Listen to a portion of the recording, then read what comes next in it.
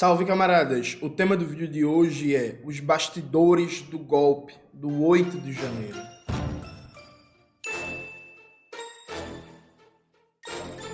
Antes de começar propriamente o tema do vídeo do canal, quero muito agradecer a você que ajuda a manter e melhorar nosso canal a partir do Apoia-se. Seu apoio é fundamental para a gente continuar o nosso trabalho. Note, o ministro da Justiça, Flávio Dino, deu entrevista por Reconversa com Reinaldo Azevedo e o Alfredo Vardes, né? E aí, o Rinaldo fez uma pergunta que, quando teve 8 de junho, eu pensei muito nessa questão, que é, não houve uma certa ingenuidade por parte do governo ao não se preparar devidamente para uma tentativa golpista no 8 de janeiro? Então, o Reinaldo faz essa pergunta, claro, sem dar estímulo a essa narrativa da extrema-direita delirante que o governo queria, que o governo preparou aquilo e por aí vai. E aí eu acho que a resposta do Flávio Dino é muito importante. E a partir dessa resposta eu quero levantar duas hipóteses com vocês. Duas hipóteses diferentes. Vamos lá. Estão aqui, obviamente, uma insanidade que a extrema-direita afirma de qualquer compromisso desse governo com a desordem. Agora eu pergunto, em alguma medida, dado o espetáculo da posse, que foi tranquilo, majestoso, sem problemas, mas os quartéis continuavam, o quartel continuava com aquela gente, a pregação continuava, né? Não houve alguma ingenuidade em acreditar, por exemplo, na palavra de gente que estava contra o Lula até antes da posse? Ou contra esse governo até antes da posse? Eu digo em relação à Polícia Militar, há 5 coronéis da PM do Distrito Federal que estão presos. Isso não é pouca coisa, são 5, não é? E quando a gente pega as mensagens que trocavam entre si, que trocavam com golpistas, você vê a ação deliberada, né, para facilitar a vida, né, daquela gente que foi quebrar as expectativas dos 3 poderes. Nós tínhamos um GSI, tudo bem, tinha uma semana, mas houve tempo para trocar e todo o GSI era o GSI do Bolsonaro, era o GSI do general Augusto Heleno. Não houve uma certa crença ingênua, assim, dizer assim, não vai acontecer. Eu às vezes acho que vocês não imaginavam que isso pudesse ser possível. Quando eu digo vocês, eu digo o governo não imaginava que isso pudesse ser possível. Eu acho, Reinaldo, que ali... A pergunta em si já traz um dado muito interessante, né? Durante a equipe de transição, o governo Lula não se preparou para, assim que assumir, fazer uma limpeza nas equipes de inteligência que cuidam da segurança interna, né, das estruturas do governo. Então, assim, no 8 de janeiro, a equipe do GSI era a equipe do GSI do Bolsonaro, da época do Bolsonaro, né? Então, há uma certa coisa... É óbvio que eu imagino que o Vladimir Safatli ele não foi o único a falar isso. Mas na eleição de 2018, em memória, para mim, o Safatli foi o intelectual que mais falou. Ele falou assim, ó, há um processo de negação irracional sobre o conteúdo político do projeto bolsonarista. Então, Bolsonaro fala que quer dar golpe de Estado, Bolsonaro fala que quer fechar as instituições, Bolsonaro fala que quer matar negro, quer matar feminista, quer matar LGBT, quer perseguir sindicato, quer acabar com a MST. E a galera trata como se fosse bravata, como se fosse estarro, como se fosse só propaganda eleitoral. Mas, tipo assim, por que você está levando a essa conclusão? Que é só propaganda eleitoral. Por que você não está levando a sério a gravidade da ameaça? Acho que com as ameaças de golpe rolou um negócio parecido. Assim, uma coisa... Aliás, são duas coisas diferentes. Uma coisa é você fazer uma análise de conjuntura e dizer assim, ó, há nesse momento pouca possibilidade de um golpe prosperar e se consolidar. Perfeito. Aí eu, inclusive, concordaria com você, né, naquele momento. Outra coisa é você dizer que a galera não vai tentar. Porque, veja, são duas coisas diferentes. Você dizer que, ó, há pouca probabilidade, dada a correlação de forças no plano nacional, global e tal, de ter um golpe ele se consolidar, não é o mesmo que você analisar se as forças golpistas vão tentar um golpe ou não. Até porque a iniciativa pode até mudar a correlação de forças. Porque uma coisa é você fazer uma análise da correlação de forças sobre a possibilidade da vitória de um golpe sem um movimento golpista em ofensiva. Outra coisa é quando começa a ofensiva. A ofensiva em si do movimento golpista pode mudar a correlação de forças. Então são duas coisas diferentes. Me parece que durante todo o processo de transição houve essa perspectiva meio de negar o conteúdo objetivo de todas as declarações golpistas, como se isso fosse só bravata, só para animar a base, é só para manter o bolsonarista unido, não vai dar em nada não, não pega nada não, confundindo essas duas relações diferentes. E, perfeito, eu também acho que não tinha correlação de forças para dar um golpe, ele ser vitorioso e consolidar um novo regime. Mas isso não significa que não tinha correlação de forças para os golpistas tentarem, né? São duas coisas diferentes, assim. Nós temos que olhar o filme. No dia 12 de dezembro, a diplomação. Houve a omissão da polícia do DF. E nós tomamos providências. Meia-noite para contornar aquela crise que foi posta. E aí eu concordo contigo, intencionalmente. Depois, só lembra o que foi essa pequena crise? Foi no dia da diplomação do presidente Lula no TSE e houve atos de destruição, tentaram invadir a sede da Polícia Federal, tocaram fogo em ônibus, enfim, e a polícia meio que assistindo ali, a polícia do Distrito Federal. Houve reuniões, houve providências. No dia 24 de dezembro, tem o episódio da bomba no aeroporto de Brasília. A Polícia Federal, naquele momento, não fez nada. Quem fez? A Polícia do Distrito Federal. A Polícia Civil do Distrito Federal foi lá, localizou a bomba, desarmou a bomba e conseguiu, na mesma noite, eu lembro bem, noite de Natal, que para mim é revelador dos responsáveis do quanto essa gente, na verdade, não é cristã, embora bata no peito para dizer que são. Não é mesmo. Mas no dia 24 de dezembro, eles queriam praticar um atentado à bomba no aeroporto de Brasília e matar centenas ou milhares de pessoas. E eu lembro, portanto, que por volta de 9h10 da noite eu recebo a ligação dizendo que a polícia tinha localizado o apartamento, a polícia do Distrito Federal, tinha localizado o apartamento onde os autores do atentado estavam, encontraram armas, etc. Polícia Civil. Polícia do DF. Polícia Federal, naquele momento, não agiu. No dia 27 de dezembro, aproximadamente, eu acho que 27 ou 28, há uma reunião na qual eu compareço, o ministro Múcio comparece com o GDF. Nós tínhamos que fazer a posse. E nós não estávamos no comando do governo federal, pelo contrário, não houve transição, todo o aparato federal mobilizado contra o governo, os principais polos de poder, como o próprio Reinaldo mencionou. Ali o governador Ibanez nos recebeu e fez uma série de compromissos e cumpriu fielmente tudo que foi acertado. Do dia 27 de dezembro ao dia 1º, na verdade, dia 2 de janeiro, quando o som é desligado daquele magnífico show, o aparato de segurança do Distrito Federal foi exemplar. E talvez, Reinaldo, esteja aí o ponto. Nos dias subsequentes, olhando com os olhos de hoje, os acampamentos foram enfraquecendo. Não só em Brasília, mas também em Brasília. O número de pessoas foi diminuindo. Número de pessoas diminuindo e quase que meio que morrendo por inanição. Quando chega a convocação para o dia 8, eu liguei para 3 governadores. O governador Tarcísio, de São Paulo, o governador Cláudio Castro, do Rio, e o governador Ibanez, de Brasília. Conversei com os 3, por volta do dia 5 de janeiro. Disse, olha, nós precisamos mobilizar as PMs, as polícias civis, nós vamos fazer o que nós pudemos em termos de investigação e tal, de inteligência, identificar. E aí foi montado um gabinete em Brasília.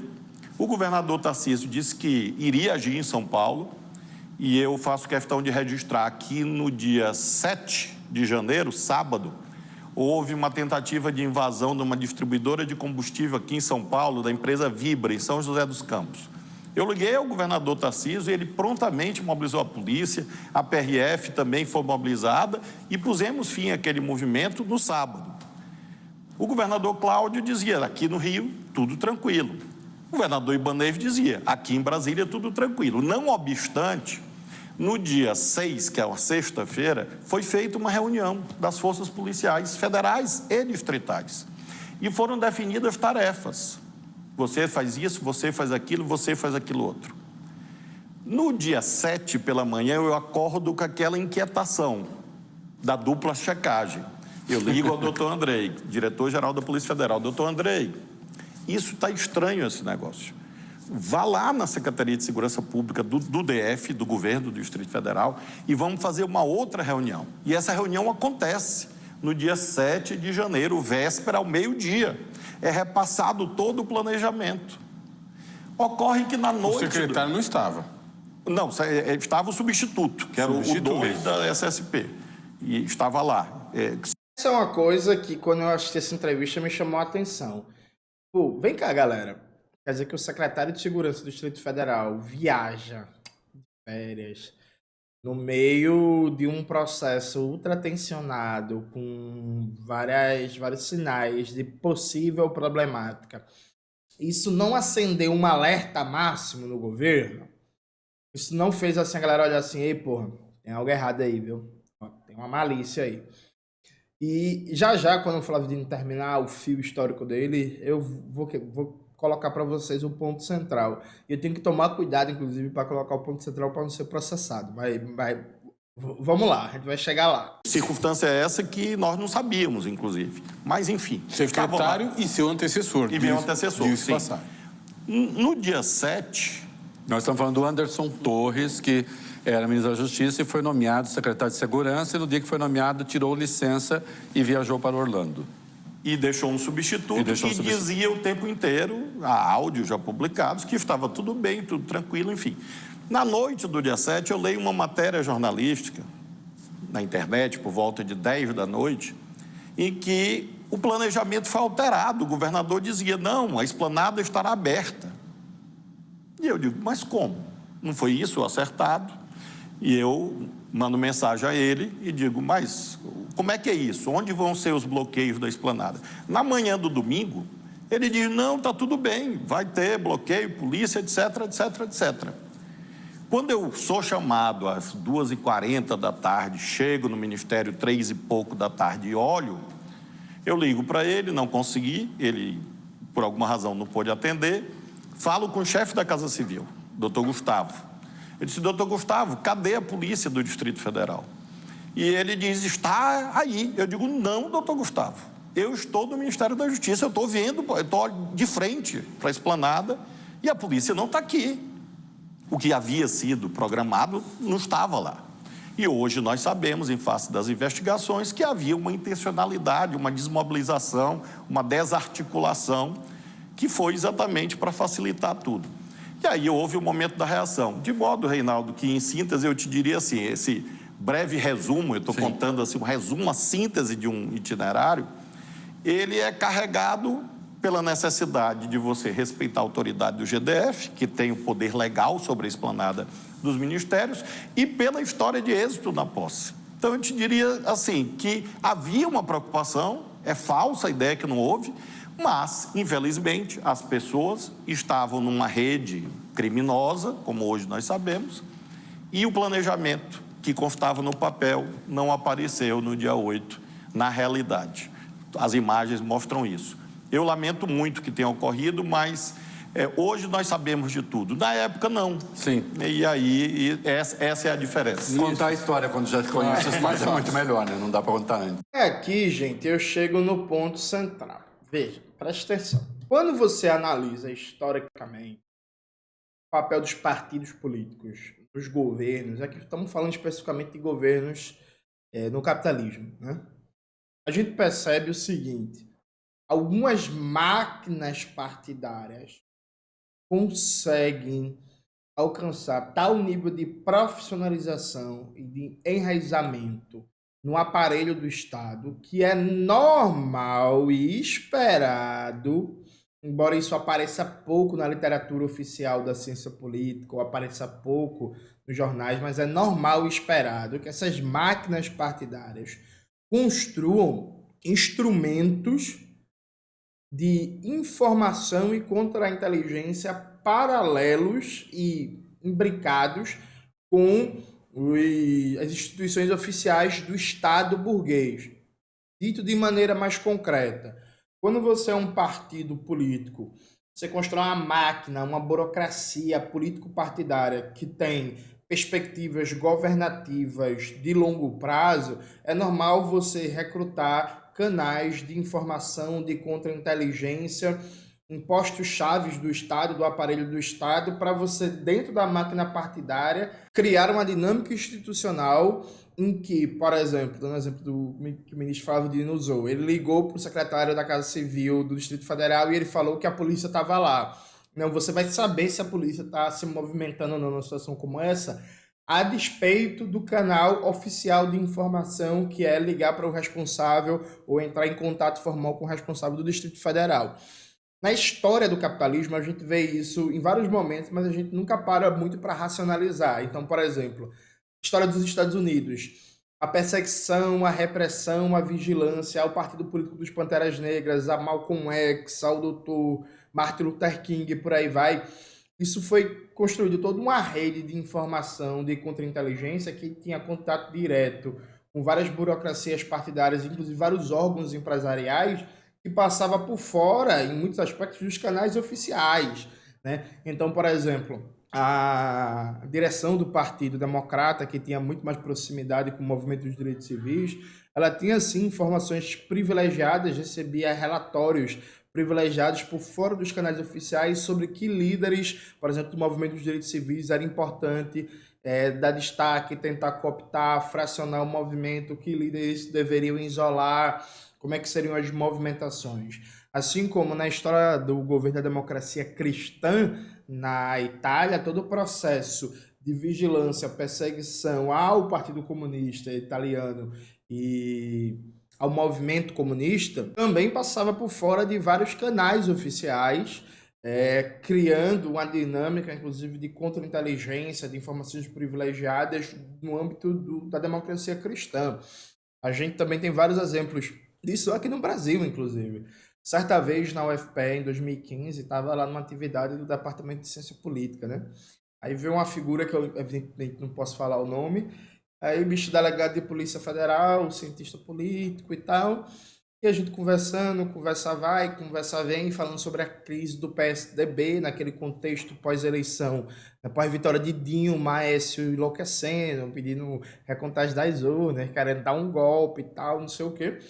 E é ele, historicamente, muito próximo ao PSDB, muito ligado ao PSDB e inclusive aos militares, e falava de como o PSDB, na época de um ex-presidente, e aqui eu paro de falar nomes para não receber processo de ninguém, mas na época de um certo ex-presidente, o PSDB construiu uma rede informativa, uma rede privilegiada, porque tem pessoas simpáticas ao governo, que devem favores ao governo, na Polícia Federal, no Judiciário, nas universidades e tal, e a capacidade de gestão profissional do PSDB, de adiantar cenários, de saber quando ia ter operação policial, de saber disso, daquilo, fazia com que o partido tivesse uma sagacidade política muito maior, né? E como depois que o comando do PSDB foi trocado, mudou e tal, o partido perdeu essa capilaridade, essa dinâmica de contra-inteligência informal. E isso você também vê em vários países, inclusive da América Latina. Os peronistas na Argentina, por exemplo, eles são muito profissionais. Viu?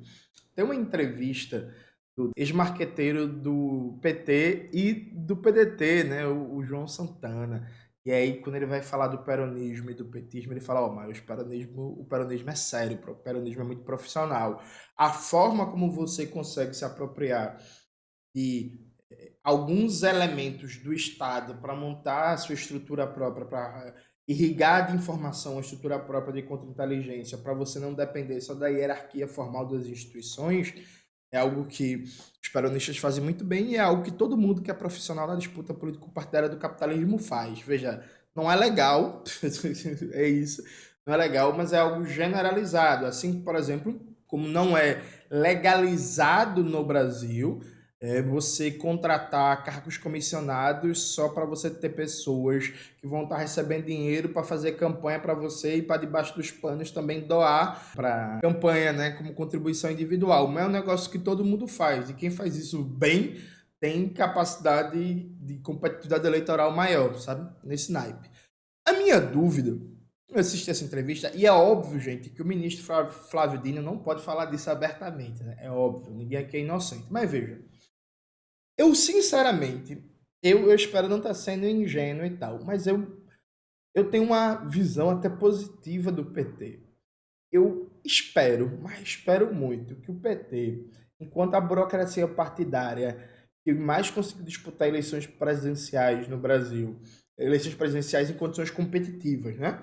De 89 para cá, o PT, que é um partido gigantesco, que tem um exército de vereadores, de prefeitos, deputados estaduais, que tem uma ótima bancada de deputados federais, que tem um exército de cargos comissionados espalhados pelo Brasil, é uma burocracia irrigada com milhões de reais assim, de fundo partidário, de fundo eleitoral e tal. Eu espero de verdade que o PT tenha uma estrutura própria de coleta de informação e de contra-inteligência e que consiga munir de dados, de informações, de capacidade de prever cenários a presidência desse partido. Porque, de verdade, eu tenho dificuldades de acreditar que é a mais eficiente máquina político-eleitoral da história da nova república, desde a perspectiva de competitividade eleitoral, não criou nenhum instrumento, nenhuma dinâmica institucional para ter informações privilegiadas em situações como essa do 8 de janeiro. Então, quer dizer que o único canal de informação que se tinha sobre a situação da polícia no DF e a disposição de atuação da Secretaria de Segurança do Distrito Federal era a própria versão oficial do Distrito Federal, não se montou, do governador do Distrito Federal, não se montou nenhuma dinâmica informativa para compreender e ter informações prévias dos bastidores do que estava colocado ali. Eu quero crer que não, porque veja, muita gente acusa o PT de projeto de poder. Veja, gente, poder e governo já não é a mesma coisa para quem é marxista. Então eu, por exemplo, não uso esse termo. Mas vamos aqui usar meio que uma teoria política mais vulgar. Vamos dizer que poder e governo sejam a mesma coisa.